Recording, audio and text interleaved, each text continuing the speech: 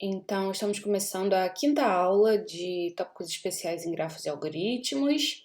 E hoje a gente vai fazer uma breve revisão sobre grafos eulerianos, hamiltonianos e a classe dos grafos planares. Eu resolvi falar sobre grafos hamiltonianos e também sobre grafos planares.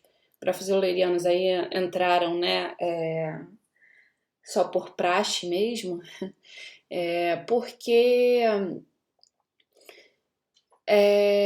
esse problema, né, do ciclo de Hamilton é também um problema bastante estudado, é um problema difícil, então tem algum apelo aí para a segunda parte do curso, que é o projeto. Então vocês podem procurar variantes, né, desse problema. E a classe dos grafos planares, ela é estudada em diversos problemas, então é muito importante que a gente relembre um pouquinho. Beleza? Bom, então já estou apresentando aí para vocês os slides. Vamos começar. Então, bom, a gente começa falando um pouquinho sobre grafos eulerianos. Então, eu não sei se vocês lembram, acredito que sim, né? Porque talvez a primeira vez que vocês me viram, depois, novamente, quando eu dei a aula de grafos para alguns de vocês. Acho que só para o Aulus, mas o Aulus não frequentava as aulas, então acho que ele não viu isso, não.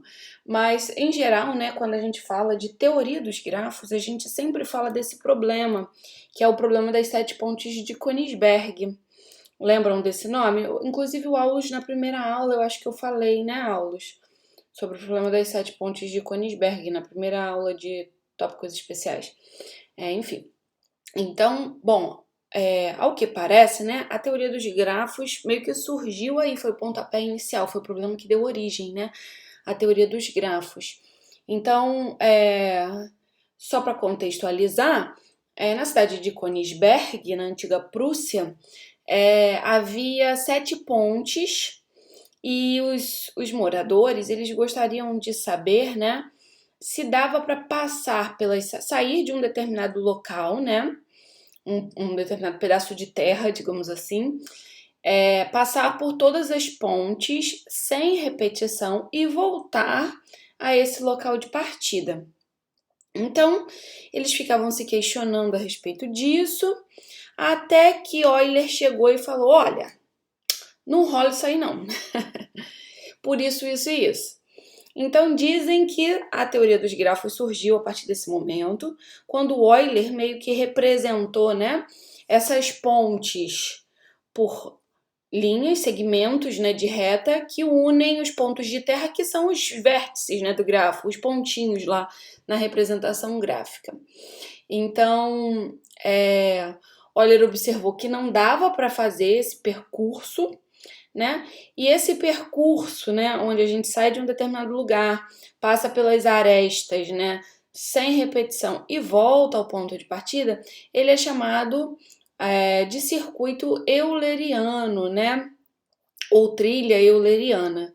Na verdade, um circuito ou uma trilha é sempre um passeio, né, no grafo, onde a gente não repete arestas. Então, sempre que o que é uma trilha? Tô meio confuso. O que é um circuito, né? É só tentar lembrar que era uma trilha euleriana lá a resposta do problema das 7 pontes, né? Então, Euler chegou e falou, pô, não rola isso aí não. E aí a gente tem o conceito, né, que eu acabei de falar para vocês, que é o conceito de circuito de Euler, que é um passeio fechado que visita cada aresta, ou seja, cada ponte, né, sem repetição. Bom, toda vez, né, que um grafo admite esse tipo de circuito, esse tipo de trilha, ele é chamado de grafo euleriano. E bom, aí semelhante, né, a esse conceito, a gente tem o conceito de ciclo de Hamilton. Aí observem que mudou, né? A gente deixou de ter circuito e passou a ter ciclo. Eu não sei se vocês lembram, já tivemos uma aula dessas definições, né? De passeio, trajeto, enfim, circuito, ciclo, caminho. Então, um caminho, né? É um passeio que não repete, onde a gente não repete vértices, né? E um ciclo é um passeio fechado, ou desculpa, é um caminho fechado. ok? Então a gente sai de um lugar, volta para esse lugar, não repetindo vértices, beleza? Então isso é um ciclo de Hamilton. O que é um ciclo de Hamilton? É um ciclo que passa por todos os vértices do grafo sem repetição. Aí tá aparecendo essa palavrinha aqui mágica, gerador, né? A gente diz que o ciclo, qualquer coisa, né, em grafos, sempre que essa palavrinha aparecer gerador, significa que todos os vértices estão incluídos. Ó, árvore geradora é uma árvore, é um subgrafo, né, que é uma árvore que possui todos os vértices do grafo, ok? Então, um ciclo de Hamilton é isso aí.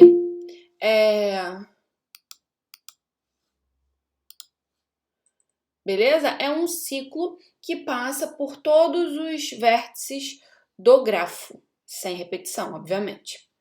Tá? Isso já está na definição de ciclo, beleza? Porque como eu falei, um ciclo é um caminho fechado. Ou seja, caminho é uma coisa que não repete vértice, então ciclo, obviamente, não repete vértice. Ok? E um grafo, né, que contém um ciclo de Hamilton, ou seja, um ciclo gerador, ele é dito hamiltoniano. Bom, aí eu falei para vocês, né, que... bom dia, Thiago.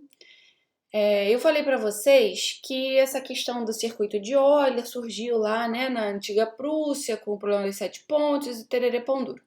E aí Euler veio e falou, olha, não rola esse percurso aí que vocês estão querendo, não rola. E ele justificou, né, a ideia básica disso é que você quer passar pelas pontes sem repetição e voltar ao ponto de partida.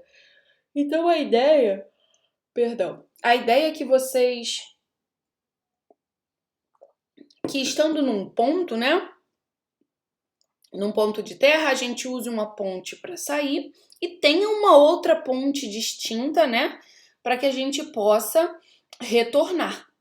Então a ideia, né, tá aí, né, que esse número de pontes, né, digamos assim, nos pontos de terra, né, a gente tem que ter uma para sair e uma para voltar, diferente. Então tem que ser o quê? Tem que ser par esse número, certo? E aí existe a prova, né? Existe o teorema que caracteriza os grafos eulerianos, que é o seguinte: um grafo conexo, não trivial, não dá para não ser conexo, concordam? Beleza? Por isso que tem essa restrição aí. Ok? Porque se não for conexo, como é que a gente vai passar por todas as arestas sem repetição, voltar ao ponto inicial, se eu tenho uma componente conexa aqui e outra componente conexa lá? Né? Não tem ligação entre essas coisas. Então, só dá para fazer nas componentes conexas, certo? Então, um grafo conexo não trivial por quê? Porque trivial é somente um vértice, não tem sequer aresta, né? Então, não dá pra gente fazer nada nesse caso. Então, um grafo conexo não trivial, ele é euleriano se e somente se o grau de cada um de seus vértices é par. Beleza? E a intuição disso é justamente isso que eu falei, né? A gente precisa de uma ponte para sair, uma ponte para voltar. Ok? Então, observe o seguinte: é uma caracterização que me diz assim, ó. Você quer saber se esse grafo é euleriano? É só você olhar para a sequência de graus dos vértices. Se tiver algum que é ímpar, você já pode dizer, opa, esse grafo aí não é euleriano. Se todo mundo for par, você pode afirmar que esse grafo é euleriano, justamente porque é uma caracterização, é um si somente si. Ok? Então, observem que é muito fácil, né, verificar se um grafo é euleriano utilizando essa caracterização. Beleza? Tudo bem? Então, ó, por exemplo, se você quer certificar, né? Qual seria um certificado? Coisa que a gente vai falar um pouquinho mais à frente quando a gente falar de complexidade. Qual seria um certificado no problema do grafo euleriano? Bom, você pode ter a sequência de graus dos vértices, e aí o algoritmo certificador, né, digamos assim, ele verifica, né, se os se essa sequência só é formada por números pares, ou ainda você pode ter como certificado a própria trilha euleriana, né? Então você pode, esse grafo é euleriano? Sim, ó, porque eu consigo essa trilha aqui, que é uma trilha de fato, ela passa por todas as arestas do grafo, é uma trilha euleriana, né? Ela passa por todas as arestas do grafo e retorna, sem repetição, e retorna ao ponto de partida, ok? Então isso seria o algoritmo que verificaria, né, esse certificado. Tudo bem? Então, esse problema é um problema que está em P, na classe P de problemas. Ele é um problema solucionável em tempo polinomial. Ok? Basta a gente utilizar essa caracterização aí para desenvolver um algoritmo, né, que reconhece grafos eulerianos em tempo polinomial. Tudo bem? Belezinha? Lá no canal tem a prova desse teorema, tá bom? Tem um vídeo com a prova desse teorema. E é bem tranquilinha, tá? Não tem nenhum argumento assim que seja difícil. Então, dei uma passada lá no canal para vocês relembrarem a prova desse teorema 13. Certamente vocês já viram essa prova alguma vez na vida de vocês, tá? Dei uma passada por lá. Bom, aí eis que surge um outro conceito relacionado a grafos eulerianos, né? Fernanda, será que não dá para a gente relaxar um pouquinho as exigências, né, do nosso problema? Porque a gente quer sair de um determinado ponto e voltar para esse determinado ponto. E se eu não quiser voltar? Rola, eu passo por todas as arestas, mas não preciso voltar ao ponto inicial. Então, eis que surge o conceito de passeio aberto de Euler, ok? Que é um passeio, né? Que é um passeio onde a gente não repete arestas, passa por todas as arestas do grafo, mas não precisa voltar ao ponto inicial do percurso. E aí, a gente tem o corolário 5, que diz pra gente o seguinte, que o grafo admite um passeio aberto de Euler, se e somente se exatamente 2 vértices do grafo têm grau ímpar. Isso faz sentido para vocês? Quem seriam esses 2 vértices?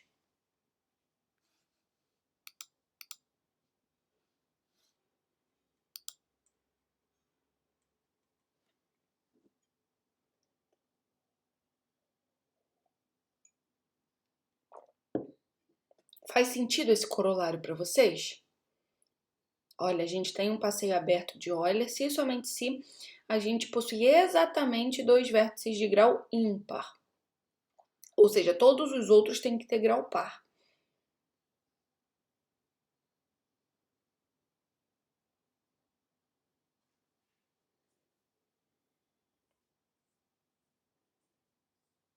Isso, perfeito, Bruno. O início e o fim do passeio. Beleza? Então, olhou lá, né? Viu que o seu grafo tem 2 vértices de grau ímpar? Bom, não vai rolar circuito euleriano, mas rola um passeio aberto de Euler, tá bom? E esses vértices são exatamente o início e o fim desse passeio. Belezinha? Bom, aí a gente entra, como eu falei, né, grafos eulerianos aí veio como um bônus, porque é um problema que a gente sabe, o reconhecimento de grafos eulerianos é polinomial, tá? Aí a gente entra no contexto de grafos hamiltonianos. Bom, infelizmente ou felizmente, não sei bem qual é a minha opinião exata sobre isso, a gente não tem um teorema, né? Assim como a gente tem para grafos eulerianos, um teorema, né, que caracterize, que dê uma condição suficiente e necessária para um grafo ser hamiltoniano. Então a gente não tem essa caracterização, né, como a gente tem para os grafos eulerianos. Beleza? Então, o que a gente vai falar um pouquinho na aula de hoje são de algumas condições que são necessárias e outras condições que são suficientes, tá bom? Bom, aí eu gosto de bater sempre nessa tecla, né, para vocês ganharem intuição sobre essa coisa de necessidade e suficiência. Quando a gente tem uma condição necessária, ó, uma condição necessária desse tipo, ó, se G é hamiltoniano, então alguma coisa tem que acontecer. Essa condição, né, que tem que acontecer aí, ela é necessária para que o grafo seja hamiltoniano. Então, para o grafo ser hamiltoniano, é necessário satisfazer determinada coisa, ok? Bom, mas esse tipo de condição, ele não te dá uma boa resposta para o sim, né? Ah, se o grafo é hamiltoniano, então ele satisfaz tal coisa. Mas não significa que se ele satisfizer essa condição, ele é hamiltoniano. Eu sei que se é hamiltoniano, satisfaz, ok? Mas pode ser que satisfaça e ainda assim não seja hamiltoniano. Então, condições necessárias, elas são boas para quando a gente responde não. Por quê? Se é hamiltoniano, então possui ciclo. Se eu olhar o grafo e for uma árvore, eu já posso com certeza afirmar o quê? Ah, não é hamiltoniano. Por quê? Porque não possui ciclo. E eu sei que é necessário possuir ciclo para ser hamiltoniano. Beleza? Então, estão familiarizados com esse contexto de condição necessária? Para que tipo de resposta, né, uma condição necessária é boa? Todo mundo consegue enxergar que uma condição necessária não é boa para a gente responder sim? Ah, sim, ele é hamiltoniano porque satisfez essa condição necessária. Beleza? Isso não rola. Satisfazer a condição necessária não é suficiente para que a gente garanta que o grafo é hamiltoniano. Tranquilo? Belezinha? Agora, não satisfazer uma condição necessária aí é uma falha, né? Lembram quando o sim então é falso? O sim então ele só é falso, né? Em um caso, um único caso da tabela verdade do sim então, que é falso. É quando a gente satisfaz aqui, ó, a condição que acompanha o se, mas não satisfaz a condição que acompanha o então. Ok? Então, esse é o único caso onde o sim então é falso, onde a gente tem uma mentira. Ok? Então, eu não satisfiz uma condição que é necessária, eu posso afirmar com convicção que o meu grafo não é hamiltoniano. Agora, satisfazendo, eu não posso afirmar nada. Tudo bem? Por isso é que condições suficientes e necessárias, ou seja, ou se somente se, né? Eles caracterizam as classes, né?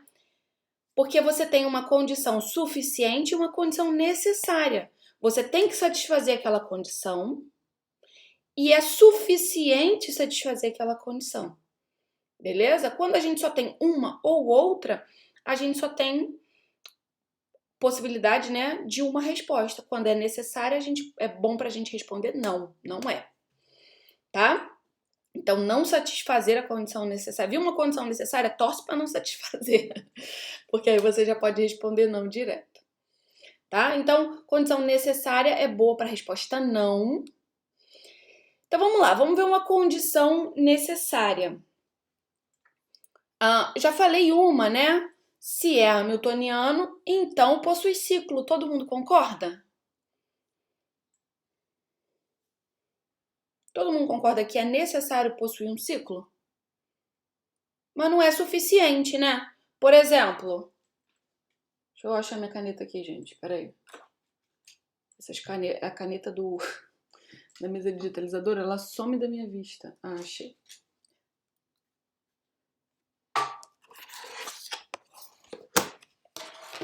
Por exemplo, ai meu Deus.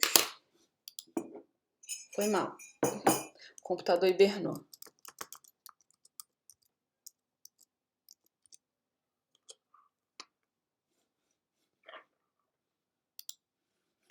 Deixa eu compartilhar aqui de novo a tela com vocês.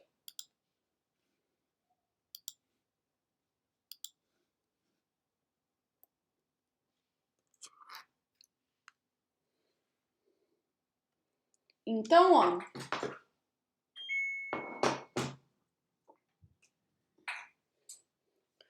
todo mundo consegue enxergar facilmente que essa condição de ter ciclo, ela é necessária, porém não suficiente? A gente pode dar um exemplo simples, né? De grafo que possui um ciclo, por exemplo. Esse aqui. Ele possui um ciclo, tá aqui, um triângulo, mas claramente ele não é hamiltoniano, certo?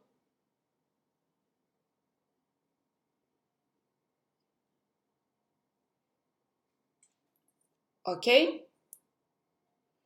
Não tem como, né?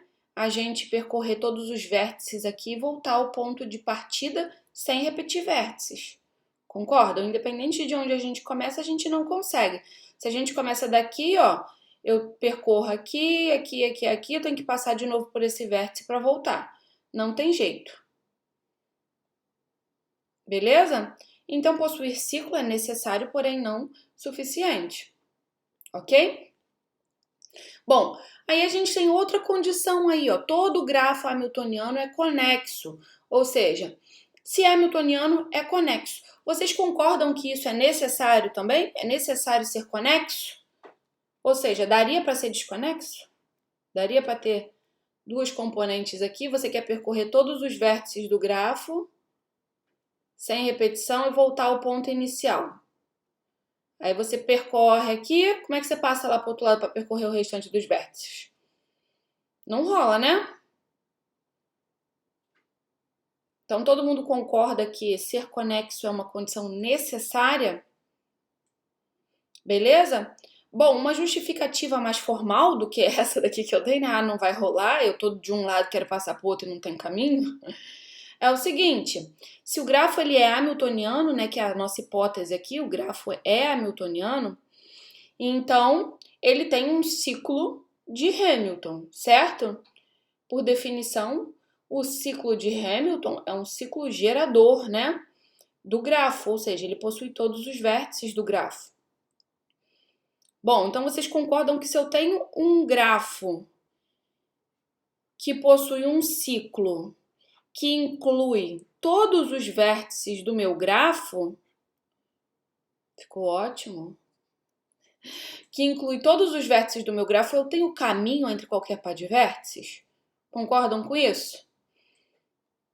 Eu tenho um ciclo que inclui todos os vértices do meu grafo. Eu não sei como é que é o grafo. Pode ser que ele seja só isso. Pode ser que o meu grafo seja um grafo ciclo, ok? Mas, eventualmente, o meu grafo ele possui mais arestas, certo? Ele pode possuir mais arestas. Mas eu sei que ele é hamiltoniano, então eu garanto a existência desse ciclo aqui que passa por todos os vértices do grafo. E vocês concordam que, bom, garantindo a existência desse ciclo que passa por todos os vértices do grafo, eu garanto que eu tenho caminho entre todos os vértices do grafo, entre qualquer par de vértices, concordam?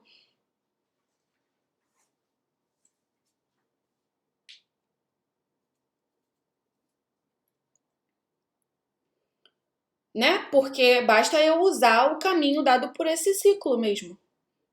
Eu não sei, posso ter mais arestas aqui que encurtam esse caminho, inclusive. Mas é suficiente para, né, para mostrar que é conexo exibir um caminho. Um caminho possível é o caminho aqui dado pelo ciclo hamiltoniano. Então, tem que ser conexo, ok? Belezinha? Então, concorda que olhei um grafo desconexo, eu já posso dizer o quê? Não é hamiltoniano. Mas observem que não é suficiente ser conexo para ser hamiltoniano. Ó, eis aqui o mesmo exemplo que a gente tinha visto e ele continua servindo, certo? Esse grafo é conexo, porém não é hamiltoniano. Tranquilo? Beleza?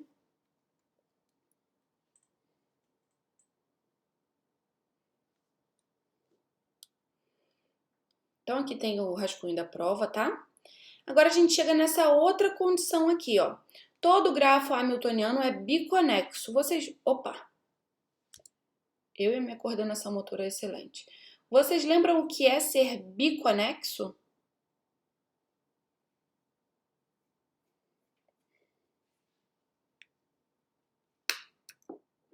A gente não fez essa revisão, né? De conectividade.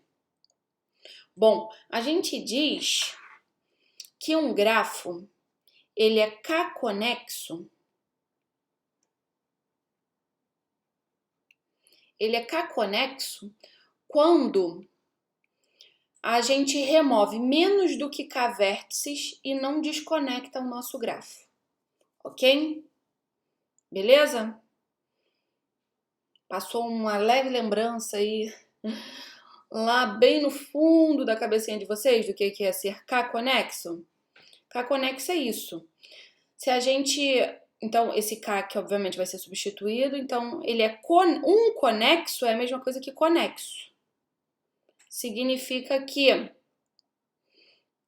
o grafo é conexo, né? Removendo até 0 vértice, você não desconecta. Então, você olhou para o grafo e já sabe, ele é conexo ou não. Então, um conexo é isso. O que seria dois conexo? Dois conexos significa o seguinte, eu tenho um grafo que, se eu remover até um vértice, eu não desconecto ele. Ok? Por exemplo,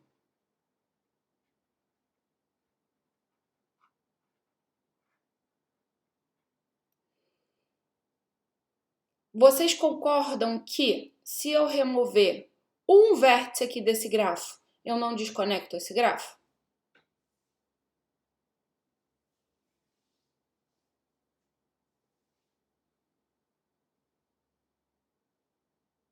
Né? Por exemplo, removo esse vértice aqui. Eu continuo tendo caminho entre os outros pares de vértices, certo? Esse ciclo aqui, qualquer ciclo, na verdade, é dois conexo. Observem o seguinte, ser K conexo, então, significa que com até K menos 1 vértices, a gente não desconecta o grafo. Mas não significa que com K vértices a gente desconecta, tá bom? A gente pode ter grafos 2 conexos que são 3 conexos, ok? Beleza? Bom, então só para pensar aqui, 3 conexo, então significa o quê?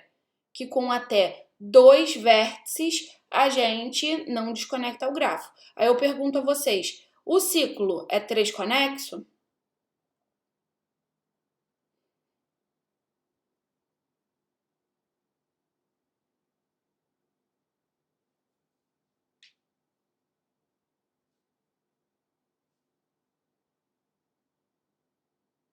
Não, não é, né? Porque, por exemplo, se eu removo esse vértice aqui, esse aqui que eu já escolhi e esse outro aqui, eu desconecto esse grafo, certo? Eu fico com essa componente e essa outra componente aqui. Beleza? Então, o ciclo, ele é 2 conexo, mas ele não é 3 conexo. Tranquilo? Belezinha? Para ser 3 conexo, qualquer par de vértices que eu remover, eu não desconecto o meu grafo. Tudo bem? Bom, esse conceito, né, de conectividade, a gente está falando aqui de vértices, né? Mas ele também pode ser pensado com relação às arestas, tá? Então, a gente tem conectividade de vértices e conectividade de arestas, tá bom? São dois parâmetros aí que a gente estuda que tem uma relação entre eles, ok? Beleza? Bom, aí biconexo é a mesma coisa que dois conexo, tá bom? Ou seja, biconexo é aquele grafo que a gente sabe que removendo um vértice a gente não desconecta esse grafo. Bom, mas o que é, não sei se vocês lembram, existe um nome específico para quando a gente tem um vértice que quando a gente remove, a gente desconecta o grafo. Existe um nome específico para esse vértice. Vocês lembram o nome de um vértice que quando a gente remove, a gente desconecta o grafo? Perfeito, articulação, tá? Então, todo grafo biconexo não possui articulação. Porque se possui uma articulação, significa que a gente desconecta com um vértice. A remoção de um vértice desconecta. Ok? E aí a gente volta para esse exemplo aqui, ó, que eu dei para vocês do ciclo, do conexo. Observem o seguinte, esse grafo aqui, ó, ele possui uma articulação. Todo mundo consegue enxergar a articulação? Ou seja, esse vértice, esse vértice que a gente, se remover, a gente desconecta. Observem que se eu remover esse vértice aqui, eu desconecto, né, essa parte. Eu fico com esse vértice aqui isolado desses dois aqui. Oi. Ok? Todo mundo enxergava que era esse o problema? O problema desse cara aqui ser minha única ligação entre esse vértice e esses outros dois. Toda vez, como eu tenho que fechar, né, o meu ciclo, toda vez que eu quiser passar por esse cara, eu tenho que passar por esse. Beleza? Então, independente de onde eu começar, certo? Eu tenho que repetir esse cara aqui. Então, articulações, elas não são desejáveis quando a gente está no contexto de grafos hamiltonianos. Exemplo clássico de articulação. Esse grafo aqui, ó. A gravatinha. Todo mundo enxerga que quando eu removo esse cara aqui, eu desconecto um lado do outro. Beleza? Esse grafo aqui que eu apresentei para vocês, ele não é biconexo. Por quê? Porque ele possui articulação. Ok? Vocês enxergam que não dá para ser hamiltoniano e possuir articulação? Nesse outro exemplo aqui, ó. Esse aqui, passar por esse vértice aqui, é a única forma de sair do lado esquerdo e ir para o lado direito e vice-versa. Como eu tenho que fechar o meu ciclo, certo? Eu tenho que sair desse lado e voltar para o mesmo lado. Eu tenho que passar inevitavelmente por esse cara aqui 2 vezes. Não tem jeito, não tem como ser diferente. Ok?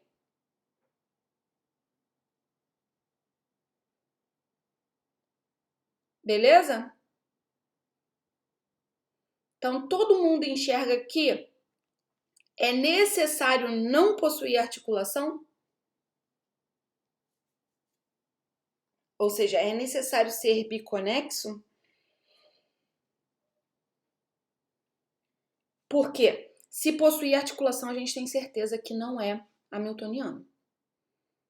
Então, ó, aí fica bem clara, né, a questão da condição necessária ser boa para responder ou não, né? Eu olhei lá, já vi uma articulação, então já posso afirmar que não é. Agora, como é que a gente justifica formalmente isso? De novo aqui, ó, a nossa hipótese é que o grafo é hamiltoniano. Se ele é hamiltoniano, o que ele possui? Ele possui um ciclo gerador, certo? Se ele possui um ciclo gerador, ele não é biconexo. Todo mundo concorda? Porque ele possui essa estrutura aqui. E ciclos são 2 conexos. Certo? Vocês concordam que se eu remover qualquer vértice aqui do ciclo, eu não desconecto o meu grafo? Ele sendo somente o ciclo? Se ele for somente o ciclo, removendo um vértice, eu não desconecto. Mas observa que o grafo ainda, eventualmente, ele pode ter outras arestas. Então, removi um vértice, sendo só o ciclo, eu já não desconecto. Tendo mais arestas ainda, certamente, eu não desconecto. Ok? Beleza? Então, é essa a justificativa. Tá? Ele possui um ciclo de Hamilton, ele possui um ciclo gerador. Pega esse ciclo gerador. A gente sabe que qualquer ciclo é 2 conexo.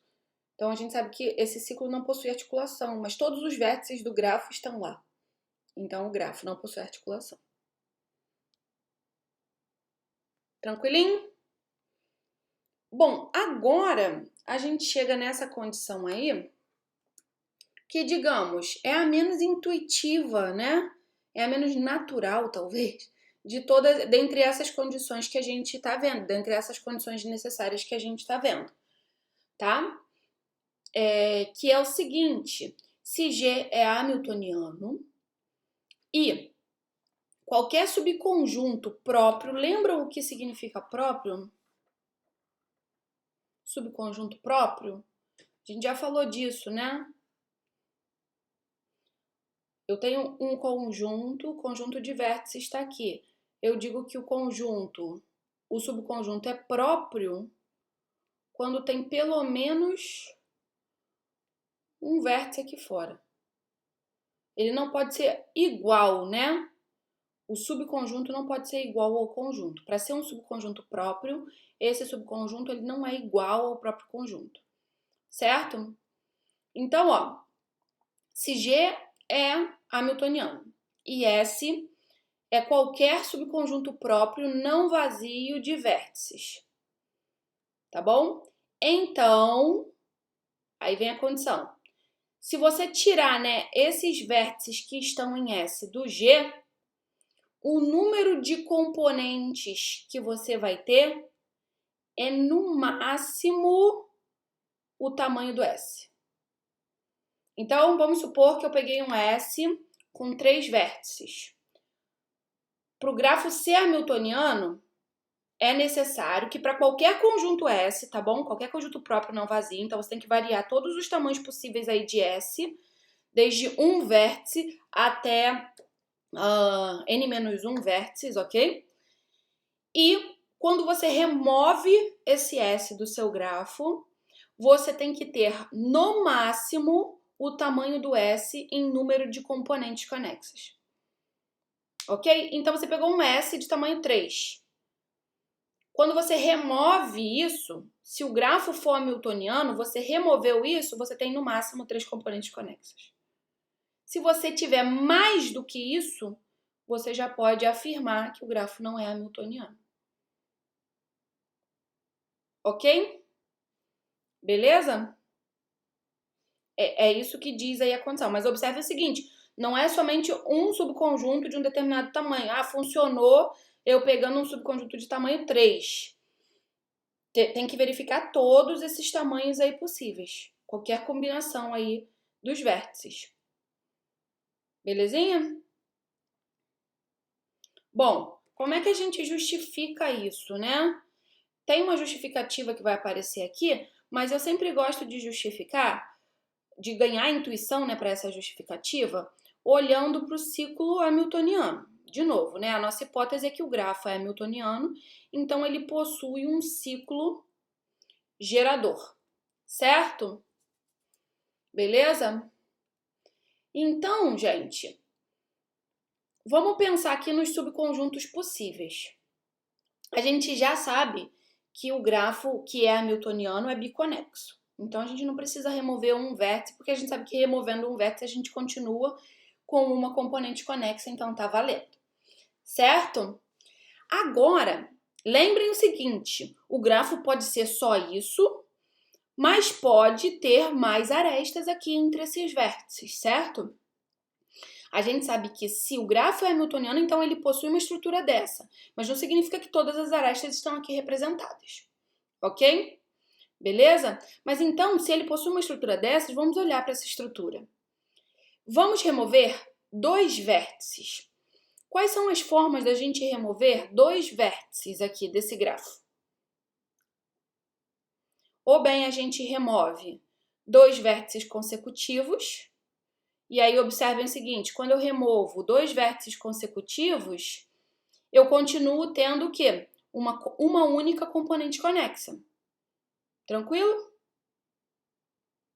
Belezinha? Então, em qualquer caso, eu estou pegando aqui no caso de 2 vértices, mas se eu for remover 3 vértices, 4 vértices, 5 vértices, enfim, n-1 vértices, se eles forem consecutivos, a gente vai ter, o resultado vai ser uma única componente conexa. Vocês concordam com isso?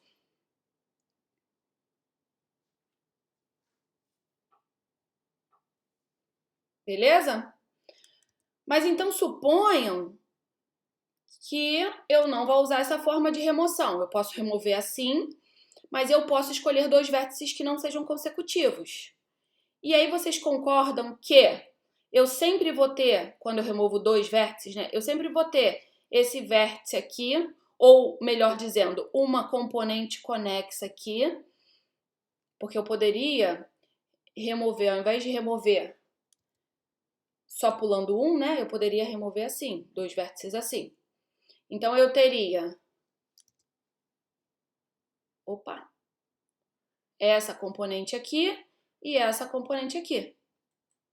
Certo? Ou seja, uma componente conexa com o caminho, né, dado pelo ciclo entre os dois vértices que eu removi, de um lado e do outro, certo? Do ciclo.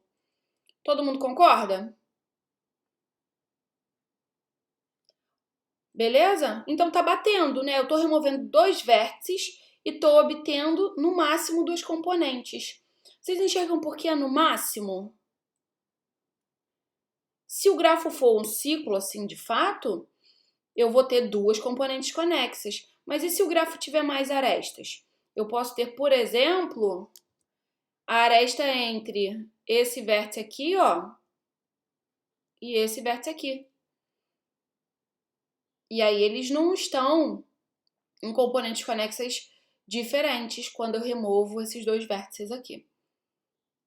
Tranquilo? Eu continuaria tendo uma única componente conexa.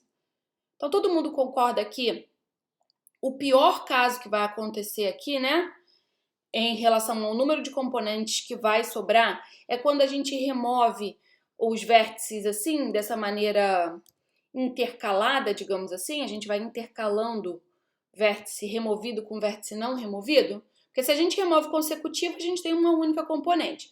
Mas se a gente remove intercalando, ó, por exemplo, vou remover 3 vértices. Eu posso remover consecutivo, e aí eu vou ter uma única, mas eu posso remover assim, ó, também. 2 consecutivos e um não consecutivo. Então, eu tenho duas componentes conexas. Beleza? Mas eu ainda posso fazer assim, né? E aí, nesse caso, eu tenho 3 componentes conexas. Vocês concordam que esse é o pior caso? Não dá para ter mais componentes conexas nesse ciclo?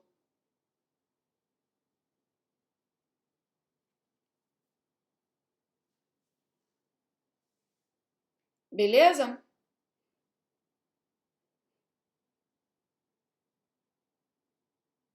Ok? Mas o que a gente tem que lembrar, né, é que o grafo não necessariamente é esse ciclo. Ele pode possuir outras arestas, o que faz com que esse número de componentes que a gente está vendo aqui só olhando o ciclo hamiltoniano possa ficar menor se a gente olhar todas as arestas do grafo. Então, por isso que é, no máximo, tamanho de S componentes. Belezinha? Então, essa é a justificativa. Assim a gente vê, né? A gente enxerga melhor o que está acontecendo nas remoções. Mas aqui eu tenho um pequeno texto que explica a ideia, né, dessas remoções das componentes, tá bom? Mas o que é importante é que isso é uma condição necessária. Então eu olhei lá, achei um conjunto de vértices que quando eu removo eu obtenho mais componentes do que o tamanho desse conjunto, eu já posso afirmar que o grafo não é hamiltoniano. Belezinha? Tranquilo?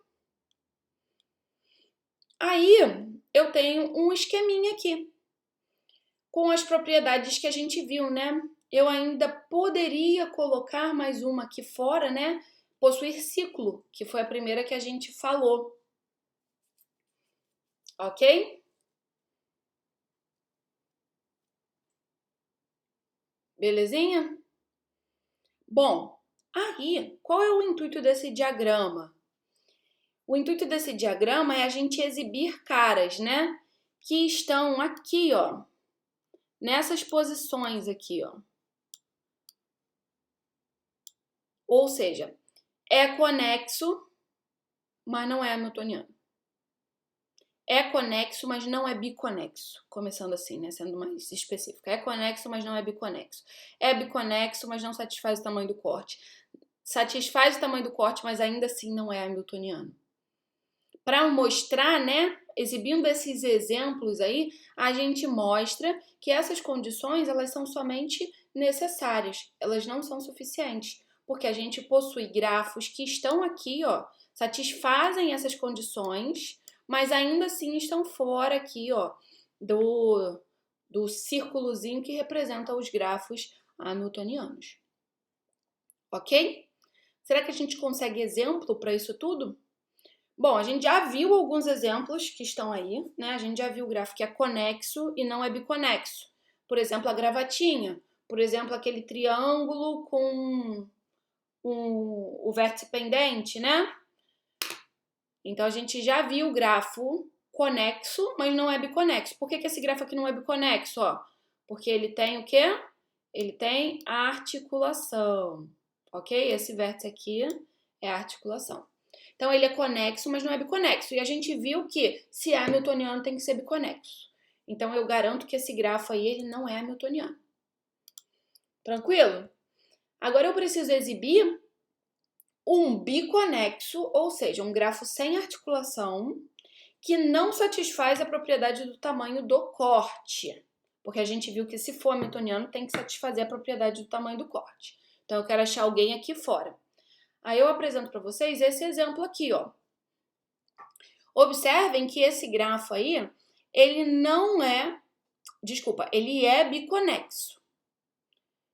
Observem que ele não possui articulação. Todo mundo concorda que esse grafo aí não possui articulação? Ele é uma porção de ciclozinhos, né?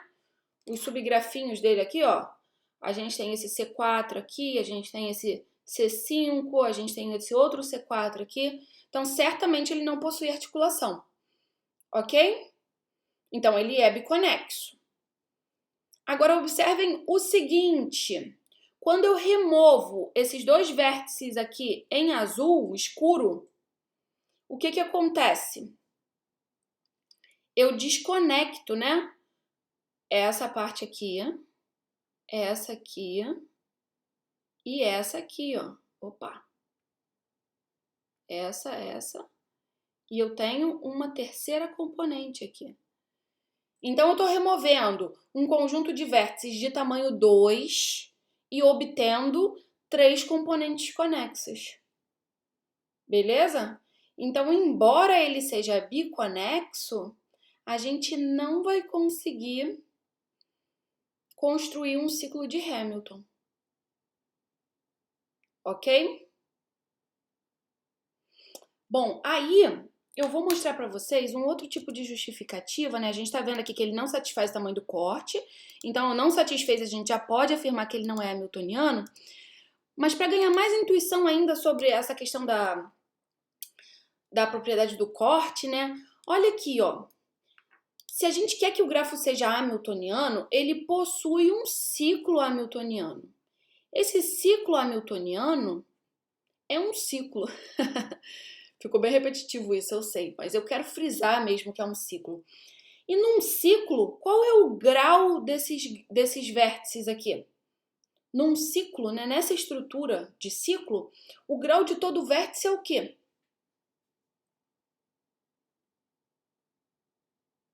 2. Aí olha para cá. Se existisse um ciclo hamiltoniano aqui, esse vértice aqui tem que estar no ciclo, porque é um ciclo gerador. Esse outro vértice aqui também tem que estar no ciclo, porque é um ciclo gerador. Aí a gente olha para o grau desses dois vértices. Esses dois vértices aqui, eles têm grau 2. Se eles têm grau 2, significa o quê? Que para esse vértice aqui que eu selecionei estar no ciclo, essas duas arestas incidentes a ele também tem que estar no ciclo, certo? Porque no ciclo ele tem grau 2. No grafo ele tem grau 2, então todas as arestas do grafo que são incidentes a ele vão ter que pertencer ao ciclo também. Aí eu olho para o outro vértice de grau 2. Beleza? Eu olho para esse outro vértice aqui de grau 2. Então, eu descubro que essas outras duas arestas aqui também tem que estar no ciclo. Beleza? E olha o que acontece. Com isso, a gente fecha um C4. Para eu sair desse ciclo aqui que eu formei, eu tenho que acrescentar ou bem essa aresta ou bem essa aresta. Porque lembra que eu tenho que percorrer todos os vértices. Então, esse vértice aqui e esse vértice aqui, no ciclo eles teriam que ter grau pelo menos 3. Isso é um absurdo.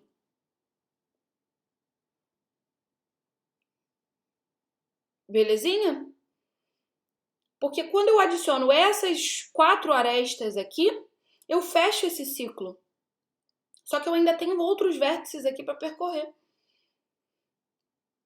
Beleza? Então, esses vértices aqui no ciclo, num possível ciclo de Hamilton, eles teriam um grau maior do que 2. Isso é um absurdo. Tudo bem? Beleza?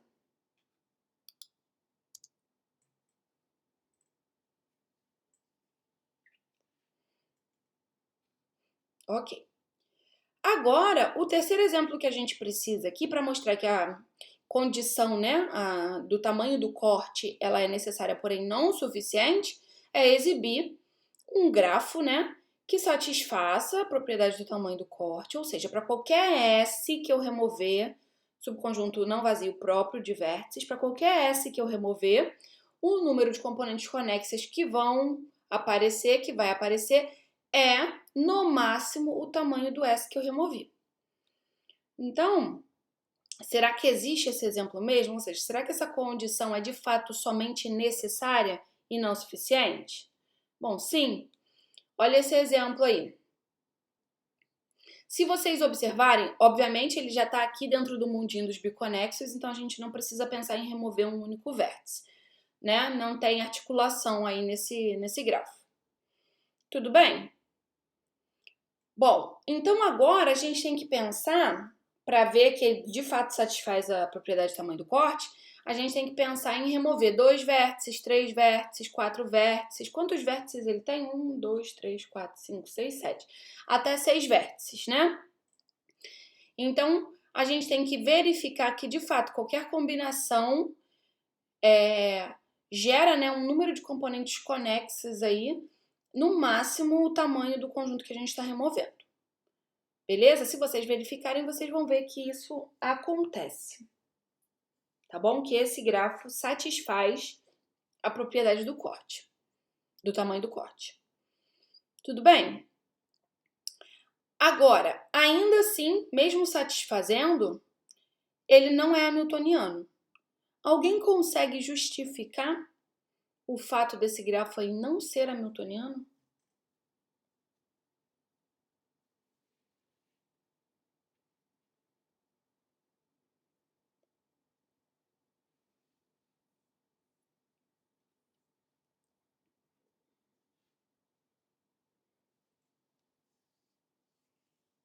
Enquanto vocês pensam, eu vou pegar uma aguinha e já volto.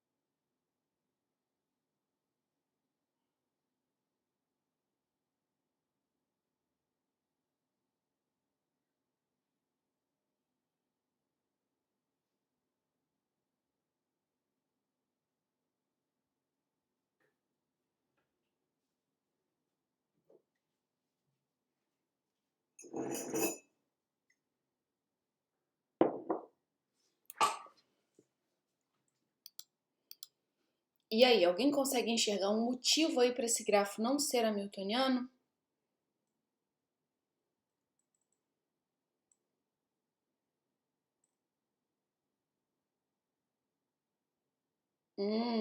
O do meio está ligado a 3 vértices e o que que tem? Perfeito. Exatamente. Né? Esses caras aqui, ó, esse aqui, eles são vértices de grau 2. Eles vão ter que estar no nosso ciclo hamiltoniano se ele existir, né? Então vamos supor que exista um ciclo hamiltoniano aí nesse grafo. Então todos os vértices têm que estar lá, certo? Em particular esses vértices aqui de grau 2. Bom, mas eles têm grau 2, então isso significa que essa aresta e essa aresta aqui são arestas que vão estar no ciclo. Essa aresta aqui e essa aresta aqui são arestas que vão estar no ciclo.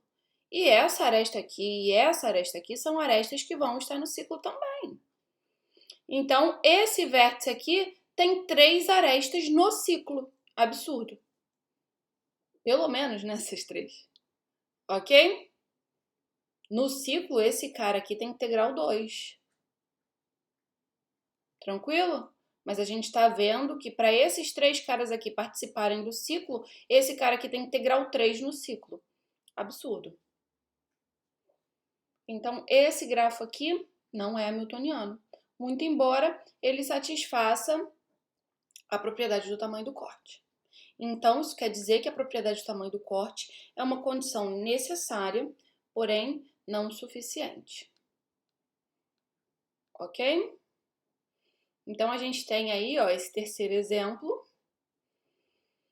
E com isso, a gente acaba parte das condições necessárias que a gente vai falar. E aí, agora, a gente passa para as condições suficientes.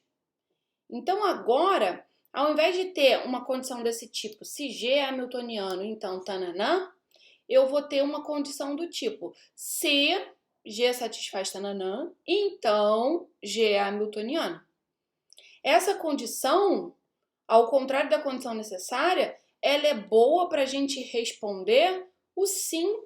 A condição suficiente é sempre boa para a gente responder o sim. Ó. É suficiente satisfazer isso para ser hamiltoniano. Então, se satisfaz, a gente já pode dizer, opa, é hamiltoniano. Beleza? Então, qualquer condição suficiente, né, ela é descrita dessa maneira. Se condição, então, a propriedade que a gente tá buscando, né? Ok? Então, condições suficientes são boas para a resposta sim. Belezinha? Bom, aí observem o seguinte. Se a gente tem um grafo completo, antes do grafo completo, a gente já falou, né? Se eu tenho um grafo que é um grafo ciclo, vocês concordam que ele é hamiltoniano?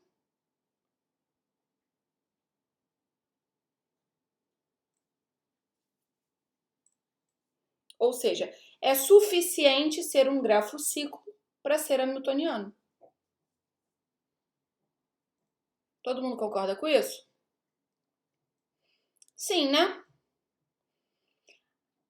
Bom, e se eu adicionar algumas arestas aqui nesse grafo ciclo?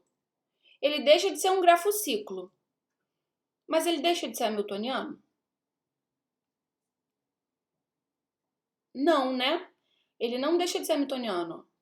Não importa, as arestas que eu estou adicionando,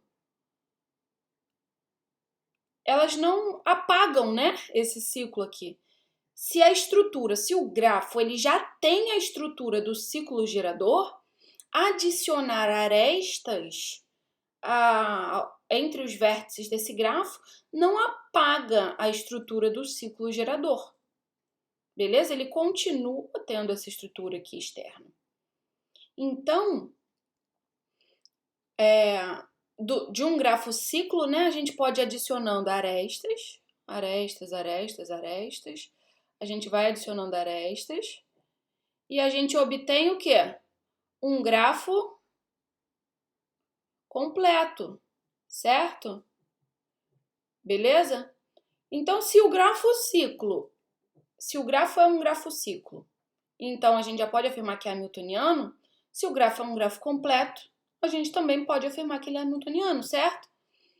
Basta a gente exibir um ciclo gerador, ou seja, basta a gente pegar, por exemplo, esse ciclo aqui externo do grafo completo. Tudo bem? Eu sei que tá faltando aresta aqui, gente, é porque minha forma de desenhar aqui é bem difícil, não convencional.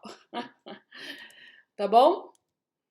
Então, beleza? Se a gente já sabe que o grafo é hamiltoniano, adicionar arestas a esse grafo não desfaz, né? Não faz com que o grafo deixe de ter a propriedade de ser um grafo hamiltoniano. Ok? Então, se o grafo ciclo já é, o grafo completo certamente é. E a gente consegue exibir, né? No grafo completo, a gente consegue, por exemplo, exibir esse mesmo ciclo aqui, como o ciclo gerador do grafo. Beleza?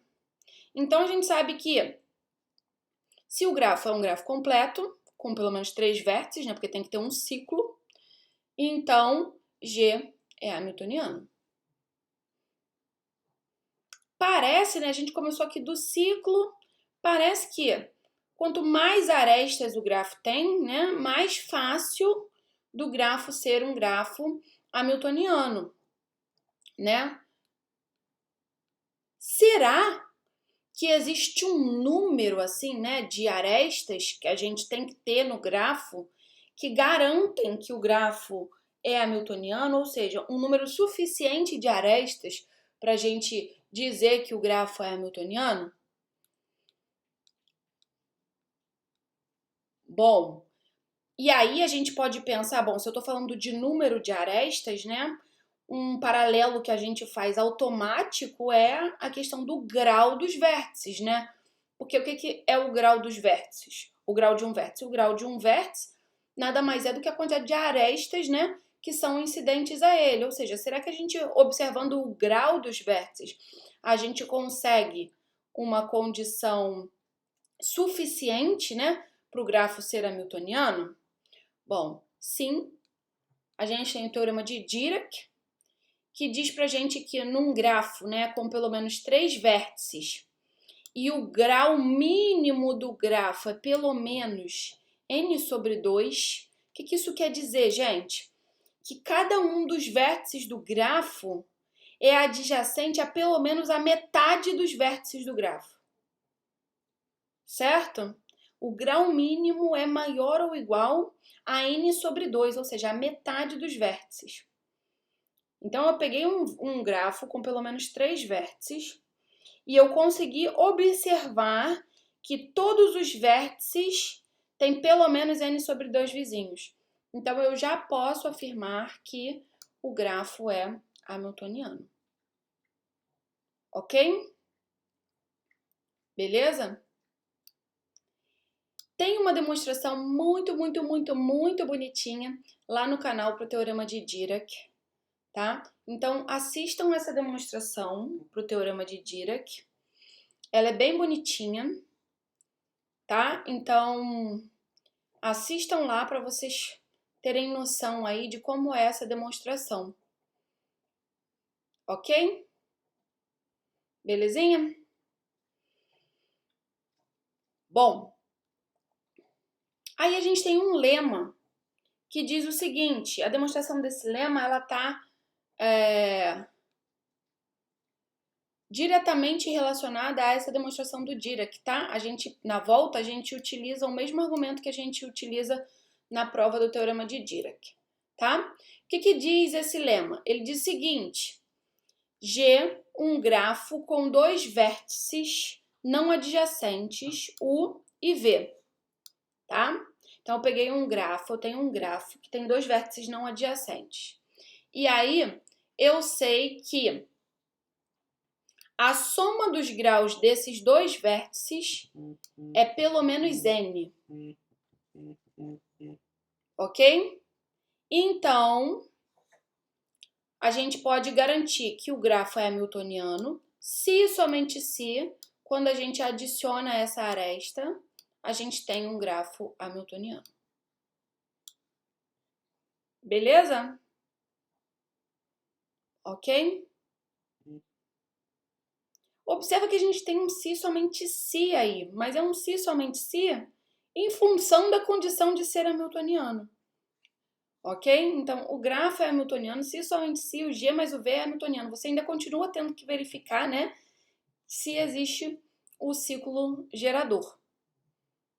Ok? Então, novamente aí,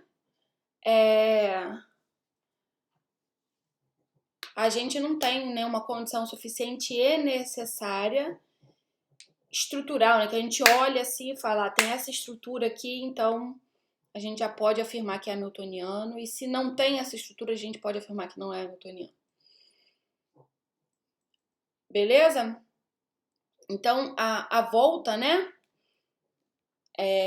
que seria o caso da adição dessa aresta aqui, a ida é muito simples, né? Se o grafo ele já é hamiltoniano, qualquer adição de arestas não destrói o fato dele ser hamiltoniano.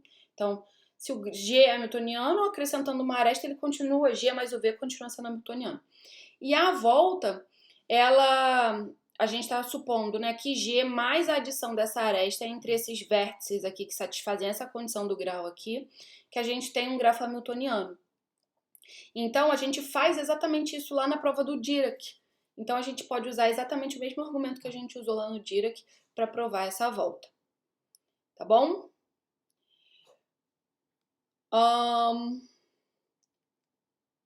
Bom, com isso a gente acaba essa parte de grafos hamiltonianos. Não deixem de passar lá no canal e assistir essa demonstraçãozinha do Dirac. Tá bom? Para ficar mais claro o teorema para vocês. Belezinha? Tranquilo? Agora, a gente vai falar de uma classe, como eu falei para vocês, bastante estudada, que é a classe dos grafos planares.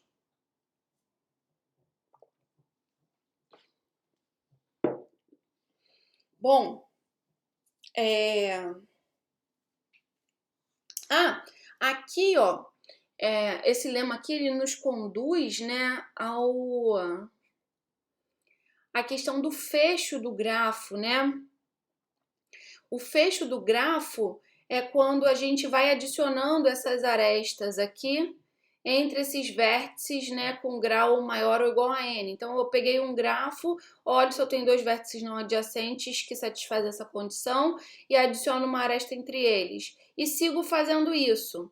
Se a gente chegar num fecho, se o fecho do grafo, né, for um grafo completo, a gente já sabe que todo grafo completo ele é hamiltoniano, então a gente pode garantir que o grafo original era hamiltoniano. Beleza? Mas, se a gente não chega, né, no grafo completo, não quer dizer nada. Ok? Por exemplo, o C5. Opa, desenhei errado. Queria colocar esse cara aqui para... Por exemplo, o C5. Ou o C6, poderia ser o C6 mesmo. O C6. A gente sabe que os graus aqui são sempre 2, né? Então, o fecho do C6 é o próprio C6. Eu não adiciono a aresta aqui porque se eu somar quaisquer dois vértices, a soma dá 4, que é menor do que 6. Então, eu não adiciono nenhuma aresta aqui nesse grafo. Então, o fecho dele é ele mesmo. Então, embora o fecho não seja o grafo completo, eu sei que esse grafo aqui ele é hamiltoniano. Certo?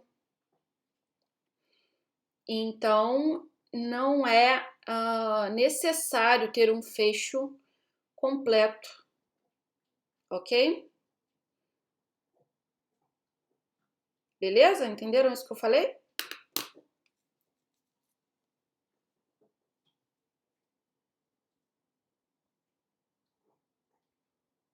Entenderam isso, gente?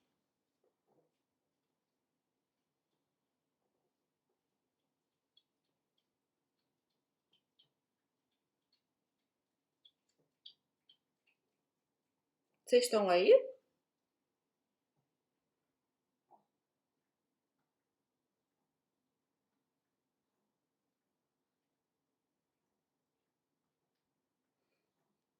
Quer que eu repita? Ó, o fecho do grafo é o grafo que a gente obtém. A cada passo eu pego o grafo. Aí eu olho, vejo se ele tem dois vértices não adjacentes, cuja soma dos graus é maior ou igual a n. Aí eu vou e adiciono uma aresta entre eles. Aí eu repito esse processo. E assim vou fazendo isso até que não seja mais possível fazer. Ok? Então, se eu, por esse lema aqui, se eu tenho um grafo que eu vou fazendo essas adições de arestas, certo? E obtenho, no final das contas, um grafo completo, por exemplo, sei lá, obtive um grafo completo aqui. Ih, adicionei uma aresta já repetida. Enfim, obtive um grafo completo. Eu sei que todo grafo completo é hamiltoniano, a gente já falou isso, né? Então, se eu fui adicionando arestas a um grafo e no final das contas obtive um grafo completo, significa por esse teorema aqui que o grafo original era hamiltoniano. Então, é suficiente, né? Se eu obtenho o fecho completo, o fecho como grafo completo, isso é suficiente para eu garantir que o grafo original era hamiltoniano. Agora, isso é necessário? Ou seja, é necessário para um grafo ter o fecho completo para ser um grafo hamiltoniano? Não é. Observem o C6. No C6, todo vértice tem grau 2. Então, não tem ninguém aqui que não seja adjacente cuja soma dos graus dê pelo menos 6. Sempre dá 4. Então, o fecho do C6 é o próprio C6. Eu não consigo adicionar nenhuma aresta. Ainda assim, embora o fecho dele não seja o grafo completo, eu sei que o C6 é um grafo hamiltoniano. Beleza? Então, não é necessário ter um fecho completo para ser hamiltoniano. Tudo bem?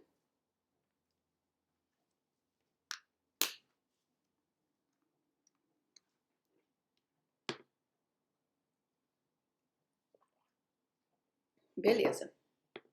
Bom, aí a gente passa para os grafos planares.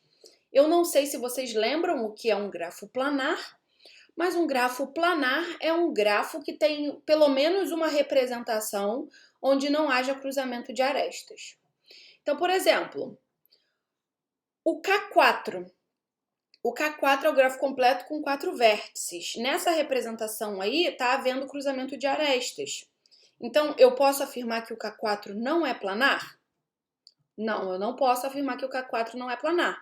Porque não é porque eu estou exibindo uma representação onde eu não tenha onde eu tenha cruzamento de arestas que não existe uma representação onde eu não tenha esse cruzamento. Beleza? Então, observem que eu posso representar o K4 dessa maneira aqui. Não deveria ter esse G barra aqui não, gente. Eu não sei por que tá esse G barra aqui, que isso daqui seria o complemento, né? Beleza?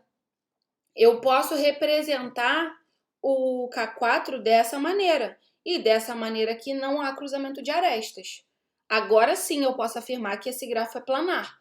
Por quê? Porque eu estou exibindo uma representação plana desse grafo. Ou seja, uma representação onde não há cruzamento de arestas. Ok? Aí vem uma brincadeirinha pra gente, que é para responder verdadeiro ou falso. Toda árvore é um grafo planar? O que vocês acham? Verdadeiro, né?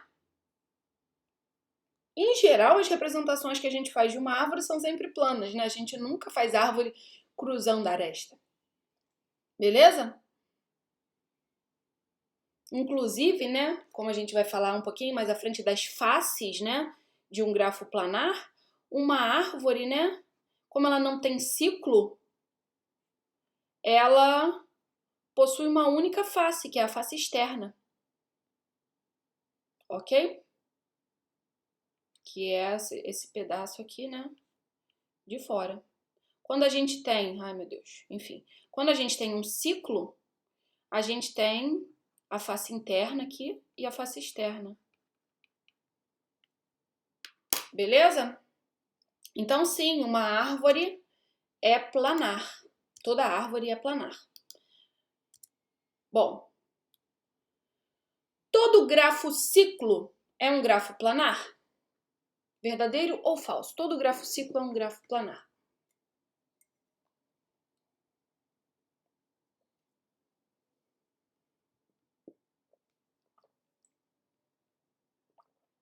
E aí? Acabei de dar um exemplo de grafo ciclo, né? Sim, né? Todo grafo completo é um grafo planar?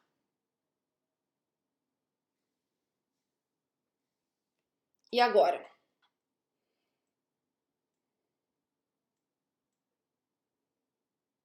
Falso. Por que, Aulus, que é falso?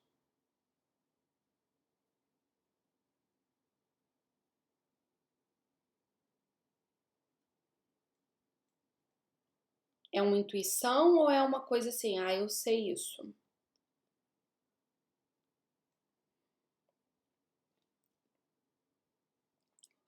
Não, mas faz muito sentido ser uma intuição, né? E é uma intuição bem boa. Porque, veja bem, o grafo planar, ele tem uma porção de... O grafo planar, o grafo completo, ele tem uma porção de arestas, né?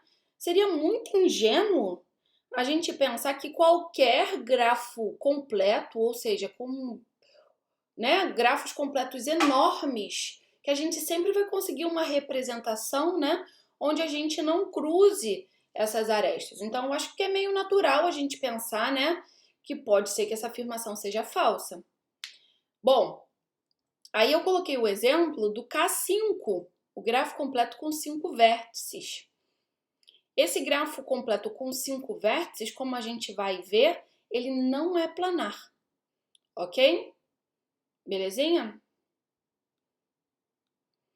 Bom, aí o grafo completo ele não é planar, mas a gente falou o seguinte,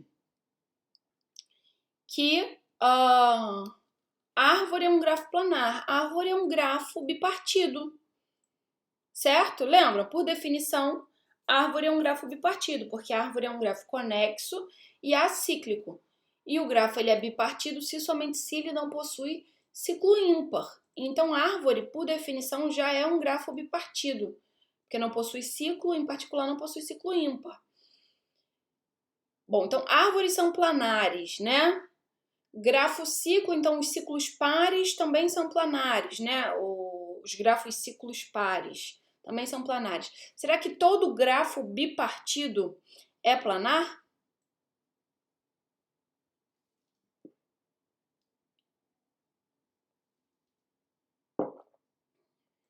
Ou seja, será que a gente sempre consegue desembaralhar as arestas de um grafo bipartido?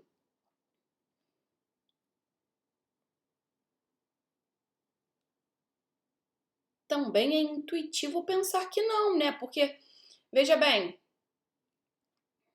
será que o K22 a gente não consegue desembaralhar? Aqui eu coloquei, ó, um K33. Será que a gente consegue desembaralhar o K33? Tirar aí essas arestas se cruzando?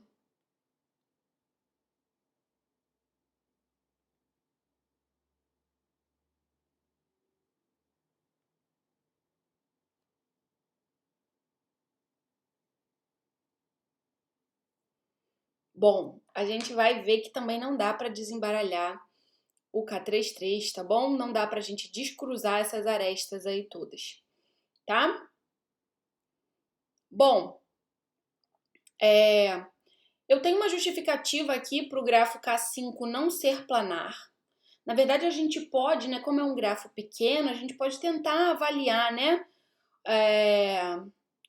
o que acontece.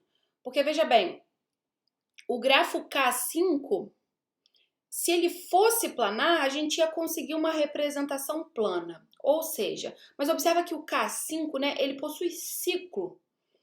Então, a gente sempre tem a região interna do ciclo e a região externa do ciclo. Ok?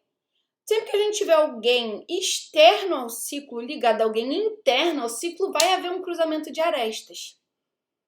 E a gente consegue argumentar que não tem jeito da gente, sabe? Que não tem jeito da gente ter todo mundo ou bem dentro do ciclo ou bem fora do ciclo. Ok? Porque o K5 todo mundo é adjacente a todo mundo, né? Então, bom, aí é que a gente tem uma justificativa, ó. O K5, eu tô supondo aqui que ele é formado por esses 5 vértices, V1, V2, V3, V4, V5, tá? Tô chamando esses 5 vértices por essa notação aí. Ele é um grafo completo, como a gente já falou. Então, eu vou pegar esse ciclo aqui, ó, V1, V2, V3, V1, que é um triângulo. Não tem jeito de eu fugir de um triângulo, certo? Vai ter sempre essa representação fechada, que vai dividir numa região interna e numa região externa. Então, eu peguei, certo? V1, V2, V3, V1. Ok? V1. Opa. Ai, que saco isso. V1, V2. Eita, olha a seta que virou. V2, V3. É isso, né? Isso. V1, V2, V3. Observem o seguinte, eu tenho o interior dessa curva fechada, né, desse ciclo, e o exterior. Mas eu tenho mais vértices para adicionar aí no meu grafo, ok? Bom, eu tenho que posicionar o V4. Ou bem eu vou posicionar esse V4 no interior ou no exterior. Note que qualquer vértice que eu vou posicionar agora é adjacente a todos os vértices que já existem. Então, sem perda de generalidade, eu vou posicionar o V4 aqui dentro. O V4 está aqui dentro. Tudo bem? Aí, eu adiciono essas arestas aqui do V4 para os outros vértices. Vou tentar fazer isso. Vou fazer aqui fora para colocar lá dentro. Do V4 para os outros vértices. Ficou maior, mas dá para entender. Observa que eu tenho novas regiões, certo? Novos triângulos aqui formados, ok? E observa que eu sempre tenho um vértice fora dessa região. Então, eu ainda tenho que posicionar o V5, certo? Se eu posicionar o V5 aqui, eu tenho o V3 fora dessa região. Então, eu vou ter que cruzar uma dessas linhas. Isso é o que a gente chama de curva de Jordan, né? Que garante o cruzamento aqui dessas linhas. Beleza? Se eu posicionar o V4 aqui fora, eu vou ter que cruzar essa linha aqui. O V4 não, desculpa, o V5 aqui fora. Embora eu não precise cruzar, né? Para encontrar esses vértices, eu preciso cruzar para chegar no interior aqui e pegar o V4. Então, não existe possibilidade, porque sempre tem algum vértice que está fora da região onde eu posso posicionar o V5. Então, basicamente, é esse o argumento. Beleza? Ok? Tranquilo?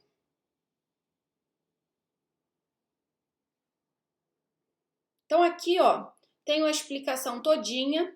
Uma vez que eu adicionei o V4, eu tenho novos ciclos e eu sempre tenho alguém no exterior, né? Então, não vai ter jeito. Onde quer que eu posicione o V5, eu vou ter o cruzamento de aresta. Tá? E aí, nesse mesmo espírito, eu gostaria que vocês tentassem mostrar que o K33 também não é planar. Beleza?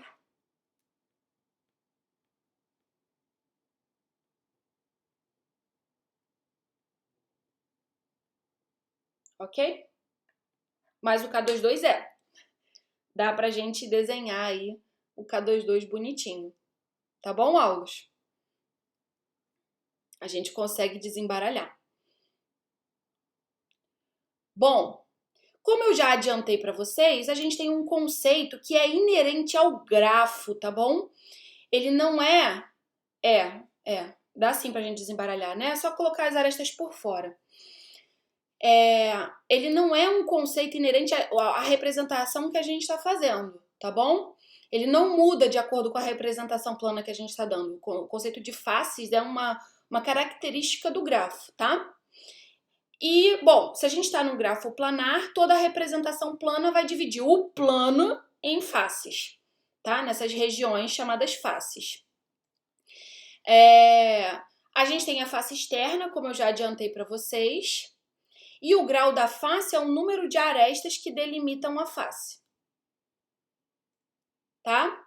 Então, aqui a gente tem um exemplo. Bom, F1 é a face externa, F2 é delimitada aqui, ó, por esse triângulo, F3, observa que aqui a gente tem um vértice pendente, né, um vértice de grau 1, F4, aqui a gente tem, ó, é um multigrafo, né, a gente tem um laço, né, um aresta aqui que entra num vértice, sai de um vértice e entra nele mesmo. O F5 também está aqui delimitado pelo triângulo, tá? Então, se a gente for pensar nos graus aí das faces, ó, F1, que é a face externa, ela é delimitada pelas arestas aqui de fora, certo? Então, 1, 2, 3, 4, 5. 5 arestas. É o grau de F1. F2, ó, é delimitada por esse triângulo aqui, é o interior desse triângulo. Então, é delimitada por 3 arestas. Então, o grau de F2 é 3, tá? Sempre que a gente tiver uma coisa assim, ó, gente, esse pendente, a gente meio que passeia pelo pendente, tá? Então, F3 aqui, ó, o grau dessa face F3 é 5, ó. 1, 2, 3, 4, 5. É como se a gente fosse percorrer toda a face contando, ok? F4, 1, 2, 3, 4, 5.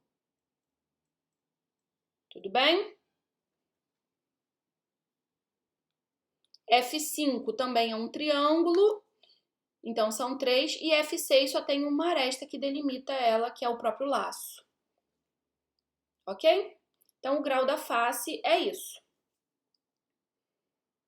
Bom, aí a gente tem uma relação muito famosa, que é a relação de Euler, que relaciona número de vértices, número de arestas e número de faces de um grafo planar, tá?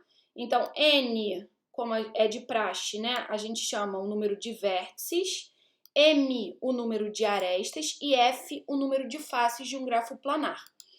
Então, se a gente está no mundinho dos grafos conexos planares, a gente pode afirmar que N menos M mais F é igual a 2. Belezinha? Então, a gente tem essa relação de Euler. Tem a prova, eu acho que tem a prova lá no canal sobre... tem essa indução lá no canal. Essa indução é sobre a quantidade de faces que a gente tem no grafo. Então, a gente começa, né, pensando num grafo com uma face, depois a gente supõe que o grafo tem k faces, e aí a gente prova que, então, vale para k mais 1, ok? Tem lá no canal essa demonstração, essa indução aí sobre o número de faces, tá? E a gente, com isso, prova a relação de Euler. Bom, como eu falei, o número de faces de um grafo é sempre o mesmo, é propriedade do grafo, não é propriedade de uma representação específica. Beleza? E a gente tem dois corolários que vêm desse teorema de Euler aí, tá? Dessa relação aqui entre o número de arestas, vértices e faces. Que é o seguinte, o primeiro corolário. Se G é planar e conexo, com pelo menos 3 vértices, então o número de arestas desse grafo planar, é menor ou igual a 3n menos 6. Então, observem aqui o seguinte, isso é condição necessária ou suficiente para ser planar?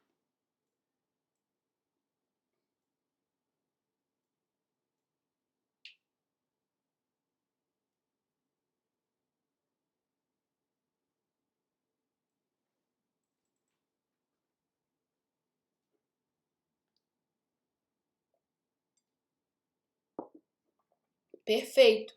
Se G é planar, então é necessário satisfazer isso aí. Ou seja, isso é bom para a gente responder?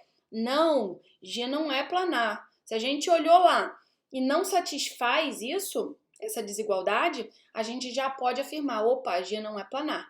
Agora, se satisfaz não significa. Ainda assim, a gente tem que exibir uma representação plana, né, para mostrar que o grafo é planar, ok? Beleza? Ou justificar utilizando um teorema aí que a gente vai ver, tá? Bom, como é que a gente prova isso? A prova disso daqui está relacionada à quantidade, as arestas que delimitam as faces, tá bom? Então, ó, a gente viu, né, que se o grafo ele não possui ciclo, ele só tem a face externa. Então, a gente sabe que as outras faces, né, elas, num grafo simples, elas são delimitadas por pelo menos 3 arestas, ok? Então, a gente vai pegar e observar o somatório dos graus das faces. Então, observem o seguinte, vamos voltar aqui no nosso exemplo, embora isso aqui não seja um grafo simples, tá? Tem essa aresta aqui, mas observem o seguinte, ó. Essa aresta aqui, por exemplo, ela contribui tanto para o grau da face externa quanto da face interna, ok? Essa aresta aqui, ela contribui tanto para o grau da face F2 quanto da face F3, beleza? Então, se a gente observar, cada aresta ela contribui 2 vezes para o somatório dos graus das faces. Fazendo a mesma analogia lá que a gente fez, né, para o teorema do aperto de mãos. Então, a gente sabe que o número de arestas, né, do grafo planar é o somatório dos graus das faces sobre 2, ok? Pelo mesmo argumento lá do teorema do aperto de mãos. Bom, mas, como eu falei, cada face, né, é delimitada por no mínimo 3 arestas. Se a gente tem um ciclo no grafo simples, né, a gente sabe que a gente tem pelo menos um triângulo, certo?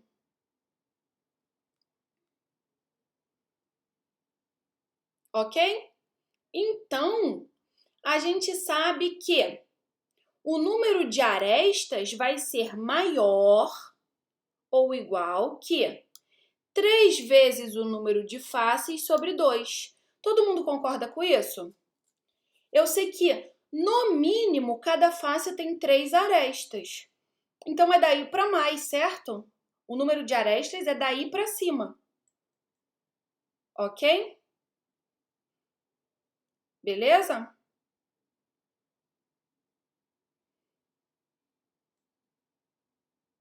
Então, o somatório dos graus das faces é no mínimo 3F. É daí para cima. Tudo bem?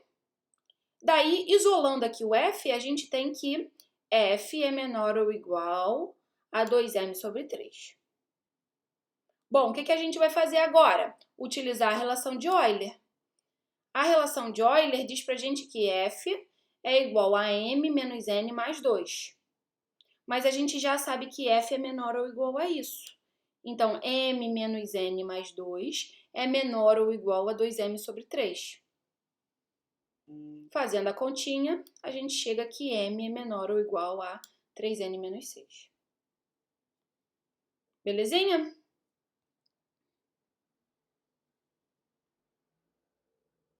Tranquilo? Aí a gente tem uma variação aí desse corolário. Aqui a gente está pegando um grafo planar conexo com pelo menos 3 vértices. Mas a gente ainda pode explorar mais um pouquinho. Se a gente tem um grafo planar, conexo e sem triângulos, com pelo menos 3 vértices, então a gente tem outra condição aqui necessária. M menor ou igual a 2n menos 4. A prova, gente, é praticamente igual. O que muda nessa prova? Muda que a gente não tem triângulos. Então, a face, né, é delimitada por, no mínimo, 4 arestas. Ok? Beleza? Então, a gente muda aqui esse cálculo aqui. Tá bom? E aí, segue do mesmo jeito. Então, se não tem triângulos, você olhou lá, por exemplo, um grafo bipartido. Eu tenho certeza que ele não tem triângulos, porque ele não tem ciclo ímpar. Então, você já pode aplicar essa outra, verificar, né, se essa outra condição aqui é satisfeita. Se não for satisfeita, você já pode dizer, opa, não é planar. Ok? Bom, para finalizar essa parte de planar, a gente precisa ver o teorema de Kuratowski, que é uma caracterização de grafos planares. Ele diz o seguinte, um grafo G é planar somente se ele não possui divisão ou se ele não possui subdivisão do K5 ou do K33. E aí, por isso é que vem o conceito aqui de subdivisão. Subdivisão, gente, é inserir um vértice, né, de grau 2 que vai subdividir uma aresta. Então, por exemplo, eu tenho um K5 aqui. Eu insiro um vértice aqui de grau 2 no meio dessa aresta. Eu insiro um vértice, isso é uma subdivisão do K5. Eu posso inserir outro vértice, ó. Eu posso subdividir uma aresta, depois subdividir a subdivisão e assim sucessivamente. A mesma coisa aqui para o K33. Isso é uma subdivisão do K5, isso é uma subdivisão do K33. Então, você olhou no grafo, você viu um K5, você já pode dizer ele não é planar. Você olhou no grafo, você viu um K33, você já pode dizer que ele não é planar. Mas é um pouquinho mais forte do que isso. Qualquer subdivisão do K5 e qualquer subdivisão do K33 descaracterizam a planaridade do grafo, tá? Então, podem aparecer esses vértices de grau 2, ou seja, se você conseguir tirar esses vértices de grau 2, né? Substituir esses vértices de grau 2 por uma única aresta e obter um K5 ou um K33, aí você sabe que o grafo não é planar. Você olhou, você não achou nem um K5, nem uma subdivisão do K5, nem um K33, nem uma subdivisão do K33, então você pode afirmar que seu grafo é planar, porque é um se somente se. É uma condição suficiente e necessária. Bom, a gente não demonstra o teorema de Kuratowski, precisa também de muitos conceitos, assim lá como eu falei, né, no teorema de Wisen, no teorema de Brooks, né, das colorações. O Kuratowski também é uma demonstração bem longa, que precisa de diversos outros conceitos, né, a gente precisaria definir. Tá bom? Bom, para finalizar, o que a gente tira do teorema de Kuratowski? A gente tira que a gente não pode ter K5 num grafo planar,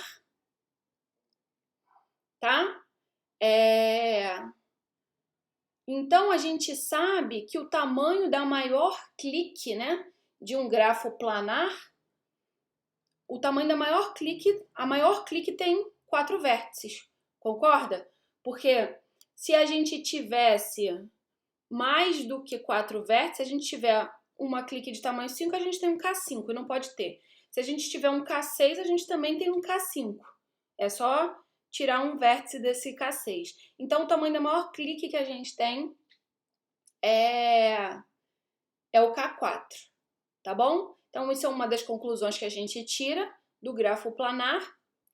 E, além disso, né, lembra lá do teorema das 4 cores, né? Que todo mapa plano, não sei se vocês lembram do problema das 4 cores, que foi um questionamento, né, de um advogado se era possível colorir qualquer mapa com 4 cores. E sim, isso é verdade. Não existe uma prova totalmente teórica do teorema das 4 cores e precisa do computador para fazer os cálculos e tal. Mas todo grafo planar, lá utilizando o teorema das 4 cores, né, é 4 colorível, tá bom? Então a gente usa no máximo 4 cores para colorir um grafo planar. Belezinha? Bom, meus amores, sei que esse finalzinho ficou corrido, mas de fato a gente não demonstra o teorema de Kuratowski. É só para vocês meio que conhecerem mesmo, relembrarem, né? Porque certamente vocês já viram isso lá em grafos e algoritmos, tá? E aqui eu falei rapidinho do problema das 4 cores. Se vocês não lembram, dá uma olhada lá no canal, deve ter alguma coisa sobre o teorema das 4 cores, mas também na internet tem a história toda, inclusive, que é muito curiosa, envolve vários matemáticos famosos aí, orientandos, eles eram, enfim, vários matemáticos famosos, e a história é bem interessante, né? Porque a proposição do problema veio de um não acadêmico da matemática, né? Enfim. Beleza? Então é isso, a aula de hoje é isso. Na próxima aula a gente já começa a entrar na parte de complexidade, tá? A gente acabou a revisão de grafos e algoritmos por aqui. Tranquilo? É isso, até segunda-feira, um bom final de semana para vocês. Se cuidem e até segunda. Bom dia, bom dia.